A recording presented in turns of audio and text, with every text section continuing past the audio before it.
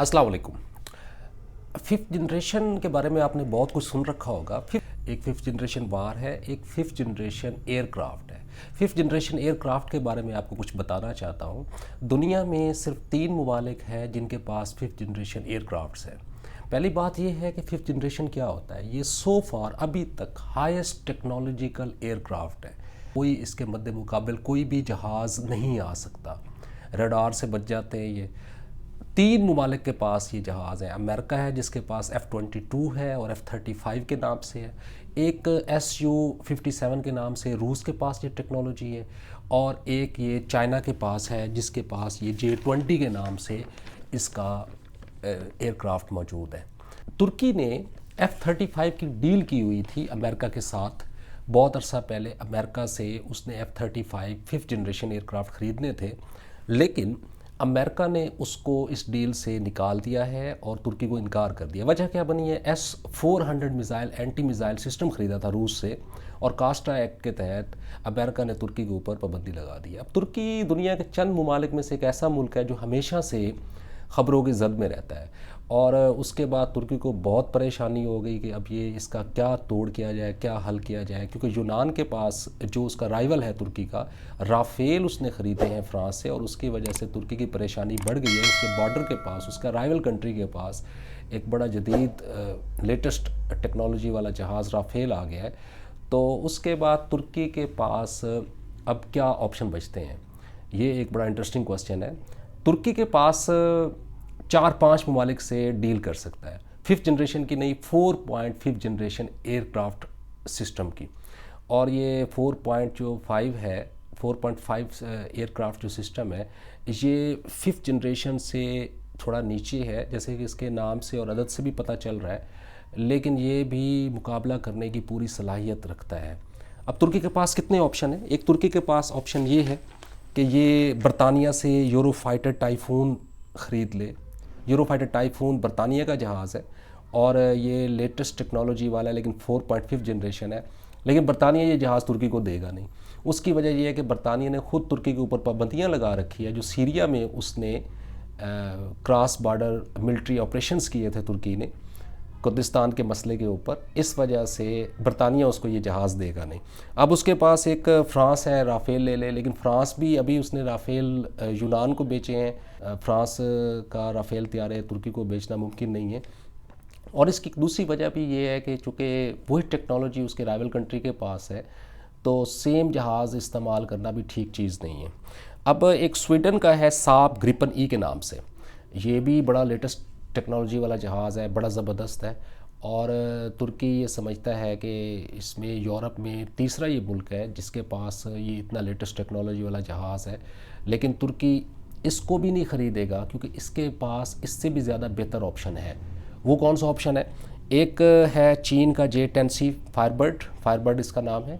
पाकिस्तान ने भी अभी ये परचेज़ किए हैं चाइना से। चाइना मेड जहाज़ है और बड़ा ज़बरदस्त है, 4.5 जनरेशन का है। जनूबी कोरिया का KF-21 बोरा माए के नाम का 4.5 जनरेशन एयरक्राफ्ट है, और इसकी एनालिस्ट बहुत तारीफ़ करते हैं। जनूबी कोरिया की टेक्नोलॉजी पहले भी तुर्की इस्तेमाल करता चला आ रहा है। तुर्की उसके पैटर्न पे एक अपना टैंक भी बना रहा है जो उसका ब्लैक पैंथर के नाम से जनूबी कोरिया का टैंक था, और बाकी चीज़ों में भी तुर्की जनूबी कोरिया की टेक्नोलॉजी इस्तेमाल करता चला आ रहा है। और उसके साथ साथ जनूबी कोरिया से सामान ख़रीदने में उसको काटसा एक्ट या इसके साथ साथ अमेरिका की पाबंदियों का सामना भी नहीं करना पड़ेगा। अब लास्ट में एक बड़ा दिलचस्प ऑप्शन है, वो ये कि पाकिस्तान से ख़रीद ले। पाकिस्तान के पास कौन से जहाज़ हैं? J-17 थंडर के बारे में आपने बहुत कुछ सुन रखा होगा। ये 4.5 जनरेशन टेक्नोलॉजी का जहाज़ है। ये चाइना के साथ मिलकर पाकिस्तान ने इसको बनाया है, और इस जहाज़ की भी बड़ी खूबियां बयान की जा रही है। गो एनालिस्ट, जो मिलिट्री एनालिस्ट हैं, जो स्पेशली जो यूरोपियन एनालिस्ट हैं, वो कहते हैं कि राफेल इससे थोड़ा सा कदरे बेहतर है, लेकिन जो मजमूई तौर पर बताया जा रहा है, ये J-17 थंडर एक ज़बरदस्त आला जहाज़ है, और तुर्की ने इसके ख़रीदने में दिलचस्पी का इजहार भी किया है। और इसके साथ साथ एक और भी चीज़ है कि तुर्की और पाकिस्तान ने फिफ्थ जनरेशन एयरक्राफ्ट ख़ुद बनाने का इरादा भी कर दिया है। ये तो ऑप्शन है तुर्की के पास कि वो इनमें से किसी भी कंट्री से वो जहाज़ ख़रीद ले। चूँकि पाकिस्तान के साथ बिरादराना इस्लामी ताल्लुकात हैं उसके, तो तुर्की इस डील में दिलचस्पी रखता है और आगे चलकर ये डील मैच्योर भी हो सकती है। अब एक और बड़ी इंटरेस्टिंग चीज़ है कि पाकिस्तान और इंडिया, क्या इन दोनों के पास 5th जनरेशन है? जी नहीं, इन दोनों के पास 5th जनरेशन एयरक्राफ्ट नहीं। जैसे कि वीडियो के शुरू में मैंने आपको बताया था, सिर्फ 3 ममालिक के पास ये टेक्नोलॉजी है। इवन ये फ्रांस के पास नहीं है, ये बरतानिया के पास नहीं है, और ये ममालिक भी इस टेक्नोलॉजी के हसूल के लिए कोशिश करें। F-35 इन ममालिक ने ख़रीदा हुआ है, सऊदी अरब ने बहुत सारे ख़रीदे हुए हैं। 250 F-16 तुर्की के पास ऑलरेडी पहले से मौजूद है, लेकिन F-35 की डील मनसूख होने के बाद जो 5th जनरेशन था, और अगर वो तुर्की के पास आ जाता तो वो 5th जनरेशन ऑटोमेटिकली उसको वो हासिल कर लेता, लेकिन चूँकि वो डील मुस्तरद हो गई थी, तो इस वजह से तुर्की ने एक एप्लीकेशन भी दी है अमेरिका को कि F-16 को अपग्रेड करने के लिए उसको 40 किट्स जो हैं वो दी जाएँ, उसको अपडेट किया जा सके, लेकिन अमेरिका उसको वो भी किट्स नहीं दे रहा। इस पूरी बात का नतीजा रिज़ल्ट ये निकलता है कि तुर्की और पाकिस्तान को अपने एयरक्राफ्ट के ऊपर काम करना चाहिए। एनालिस्ट कहते हैं कि इसके ऊपर 30 साल का अरसा लगेगा, और 30 साल भी उस सूरत में जब ये टेक्नोलॉजी में सक्सेसफुल हो गए, तब जाके इनको 30 साल का अरसा लगेगा, और उसके अगले फिर 50 साल तक ये खुद कफ़ील हो जाएंगे अपनी इस टेक्नोलॉजी में, और दुनिया के किसी भी तरक्की याफ्ता मुल्क की फ़ौज का, उसकी एयरफोर्स का मुकाबला करने के अहल होंगे।